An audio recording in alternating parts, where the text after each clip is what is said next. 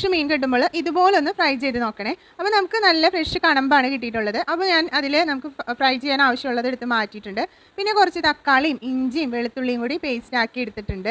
ഇനി ഞാൻ ഇതിലേക്ക് കുറച്ച് ഉപ്പ് ചേർത്ത് കൊടുക്കുന്നുണ്ട്. പിന്നെ വേണ്ടത് കാശ്മീരി ചില്ലി പൗഡറാണ്. പിന്നെ കുരുമുളക് പൊടി വേണം. പിന്നെ കുറച്ച് വേപ്പിലയും കൂടി ഇട്ട് കൊടുക്കാം. അതിനുശേഷം നമുക്ക് ഇതിലേക്ക് 1 ടേബിൾ സ്പൂൺ തൈരും കൂടി ചേർത്ത് കൊടുക്കണം കേട്ടോ.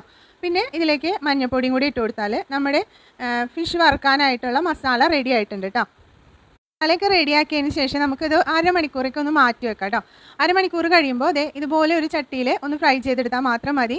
അപ്പോൾ ഒരു സൈഡ് ഒന്ന് മൊരിഞ്ഞ് കഴിയുമ്പോൾ മറിച്ച് ഇങ്ങനെ ഇട്ട് കൊടുക്കാം.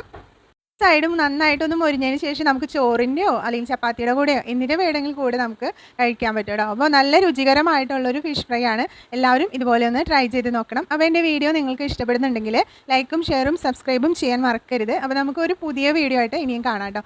അപ്പോൾ ബൈ.